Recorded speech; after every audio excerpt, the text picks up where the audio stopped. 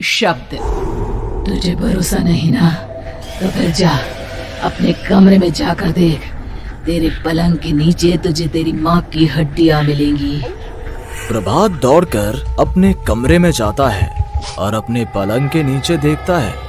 वहां पर सचमुच एक कंकाल पड़ा हुआ था और उसके शरीर पर जो कपड़े थे वो प्रभात की माँ के थे। क्या बात है, आज तो आप सुबह से ही बहुत बिजी हैं।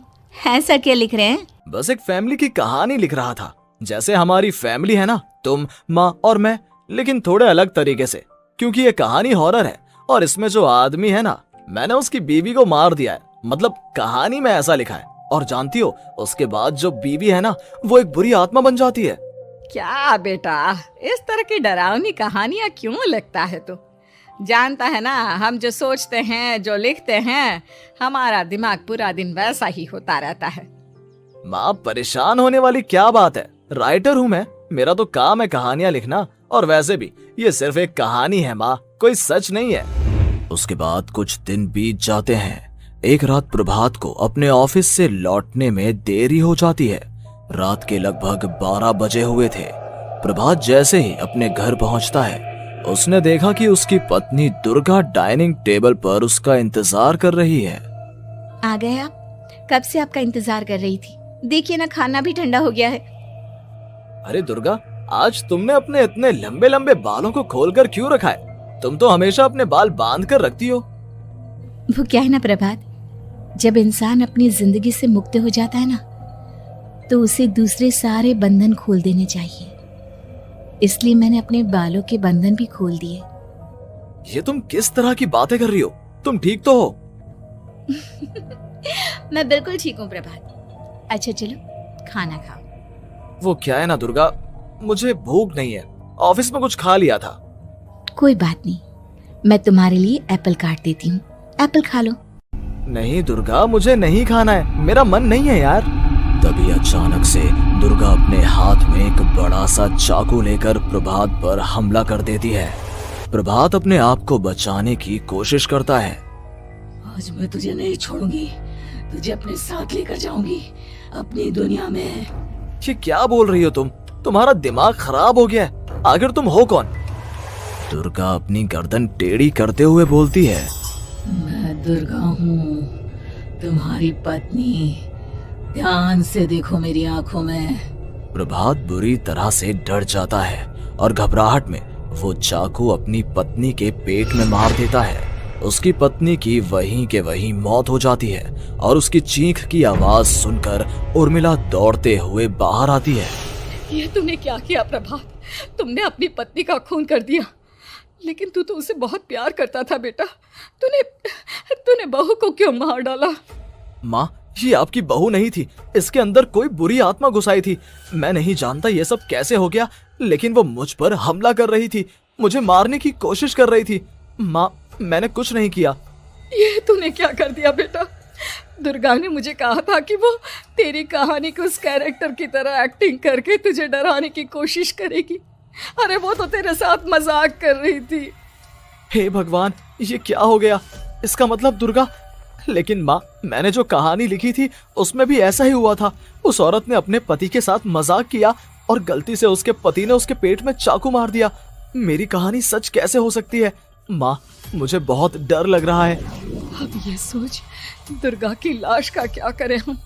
अगर गलती से भी ये बात बाहर फैल गई ना, तो तुझे पूरी जिंदगी जेल की सलाखों के पीछे रहना पड़ेगा।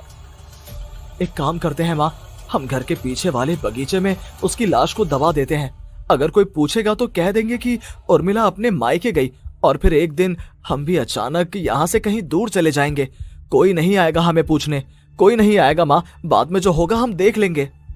प्रभात अपनी माँ उर्मिला की मदद से दुर्गा की लाश को अपने घर के बगीचे में गाड़ देता है। कुछ दिन तो ऐसे ही बीत जाते हैं, लेकिन एक दिन अचानक रसोई से आ रही कुछ आवाजें सुनकर प्रभात की नींद खुलती है। प्रभात ने देखा कि वहां पर एक लंबे बालों वाली औरत दूसरी तरफ चेहरा करके खड़ी हुई थी। कौन है? कौन है वहां पर? अरे कौन हो तुम? मैं दुर्गा हूँ प्रभात। क्या हुआ? मुझसे इस तरह के सवाल क्यों कर रहे हो तुम? तुम दुर्गा नहीं हो सकती। दुर्गा तो प्रभात, मैं तुम्हारी पत्नी हूँ, तुम मुझे कैसे भूल सकते हो? 4 दिन के लिए मायके क्या चली गई, तुम तो मुझे भूल ही गए। अब अगली बार ना मैं कहीं नहीं जाऊंगी। पता चला तुमने तो मुझे पहचानने से ही इनकार कर दिया। नहीं, तुम दुर्गा नहीं हो सकती। तुम दुर्गा हो ही नहीं सकती। मैं जानता हूँ ये सब क्या हो रहा है। मैंने अपनी कहानी में लिखा था कि उस आदमी की पत्नी की मौत के बाद एक बुरी आत्मा उसका रूप लेकर उसके घर में आ जाती है। तुम वही हो ना? और अचानक से खूबसूरत दुर्गा का चेहरा काला पड़ जाता है। उसकी आंखें लाल हो जाती हैं और पूरे शरीर पर बाल, लंबे नुकीले नाखून, उसके दोनों पैर उल्टे हो जाते हैं और बेहद डरावनी आवाज में वो चिल्लाकर कहती है, बुरी आत्मा, मेरा खून करके मुझे अपने ही घर में गाड़ कर तू मुझे बुरी आत्मा कह रहा है? मैं तुझे छोड़ूंगी नहीं। और अचानक से प्रभात के घर में बेहद डरावनी आवाजें गूंजने लगती हैं। घर में चारों तरफ बहुत सारी बुरी आत्माएं नजर आने लगती हैं। प्रभात घबरा कर अपनी माँ को आवाज देता है, माँ कहाँ है आप? जल्दी आइए माँ, देखिए ना ये सब क्या हो रहा है। प्रभात ने देखा कि अचानक से उसकी माँ कमरे से दौड़ कर आती है। क्या हुआ प्रभात? और ये लोग कौन है? इन सब की गर्दन टेढ़ी क्यों है? इनके बाल खुले हुए। प्रभात, ये सब लोग तो मुझे मरे हुए नजर आ रहे हैं।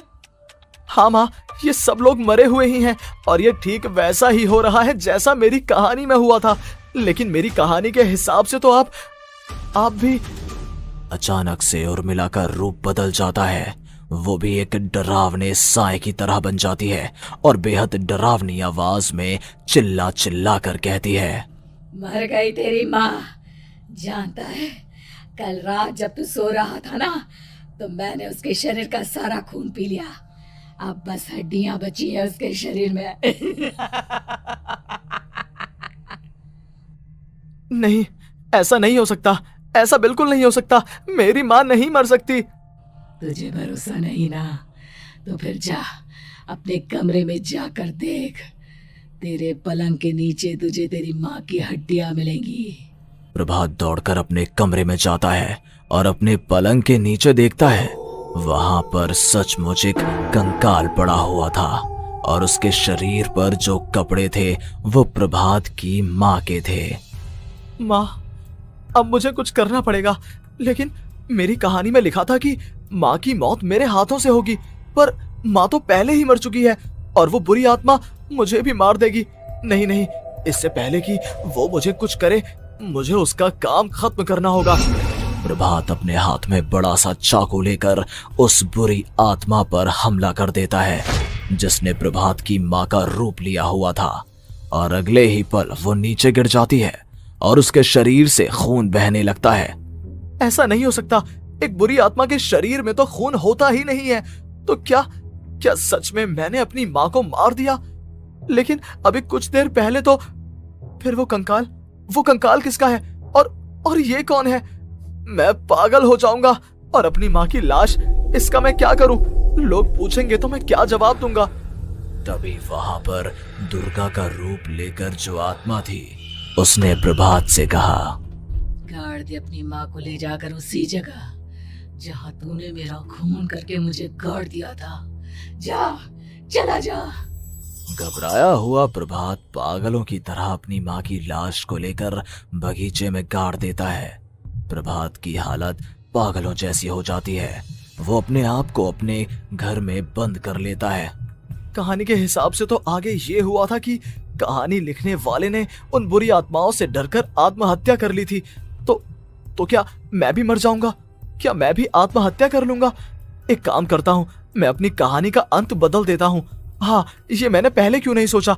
मैं लिख दूंगा कि कहानी को लिखने वाला आत्महत्या नहीं करता, बल्कि कहीं दूर जाकर नए सिरे से अपनी जिंदगी शुरू करता है। यही सोचकर प्रभात ने अपनी लिखी हुई कहानी को बाहर निकाला और उसे पढ़ना शुरू किया। ये देखकर वो हैरान रह गया कि कहानी का क्लाइमैक्स तो किसी ने पहले ही बदल दिया था। ये क्या? इसमें तो लिखा हुआ है कि आखिर में उस लेखक की पत्नी और माँ दोनों बगीचे में जिंदा दफन थे। बुरी आत्माओं ने उनको कैद करके रखा था और वो लेखक अपनी माँ और पत्नी दोनों को जिंदा बाहर निकाल लेता है। लेकिन लेकिन ये सब लिख किसने दिया? प्रभात दौड़कर बगीचे में जाता है और वहां पर खुदाई करना शुरू कर देता है। प्रभात देखता है कि वहां पर लकड़ी के 2 बड़े संदूक हैं और उनके अंदर से आवाजें आ रही हैं। प्रभात, प्रभात बचा लो मुझे, अगर थोड़ी देर और हो गई तो वो मुझे छोड़ेगी नहीं। बेटा देखो, मैं इस बक्से के अंदर बंद हूँ, प्लीज मुझे बाहर निकालो, वो बुरी आत्मा किसी भी वक्त मुझे मार डालेगी। प्रभात वो दोनों बक्से बाहर निकालता है और अपनी पत्नी और माँ दोनों को आजाद करवा लेता है। लेकिन तभी वहां पर अचानक से एक बेहद डरावनी और खौफनाक दिखने वाली औरत आ जाती है। तुझे क्या लगा था इतनी आसानी से अपनी पत्नी और माँ को बचा लेगा? बस 5 मिनट और उसके बाद अमावस का चांद आसमान में आने ही वाला है। लेकिन तूने इन दोनों को बाहर निकाल लिया, अब तुझे मरना होगा। नहीं, मैं जानता हूँ मैं नहीं मरूंगा, और अब आगे क्या करना है ये भी मुझे पता है। प्रभात, ये बहुत खतरनाक है, हमें मार डालेगी प्रभात, चलो यहाँ से। नहीं दुर्गा, अब मुझे अच्छी तरह से पता चल चुका है कि इस बुरी आत्मा से हम कैसे पीछा छुड़वा सकते हैं। और इतना कहकर प्रभात अपने हाथ में पकड़ी हुई सिंदूर की थैली उस बुरी आत्मा के ऊपर उछाल देता है। कुछ ही देर में वो जमीन पर गिरकर राख में बदल जाती है। ये सब क्या हो रहा था बेटा? ये सब तुम्हारी लिखी हुई इस कहानी की वजह से हुआ है ना? नहीं माँ, पहले मुझे भी ऐसा ही लगा, लेकिन बाद में पता चला कि बरसों पहले हमारे इस बगीचे की जमीन के अंदर किसी को जिंदा गाड़ दिया गया था और बस उसी औरत की आत्मा हमें परेशान कर रही थी। उसी ने मेरे शब्दों में जान डालकर उस कहानी को जिंदा कर दिया था। मुझे माफ कर दो प्रभात, मैंने आपकी कहानी के साथ छेड़छाड़ की थी और उसे बदल दिया था। माफी मांगने की जरूरत नहीं है दुर्गा, तुम्हारे उस बदलाव की वजह से ही आज हम सब जिंदा हैं, क्योंकि आखिर में कहानी में वो हुआ जो तुमने लिखा था।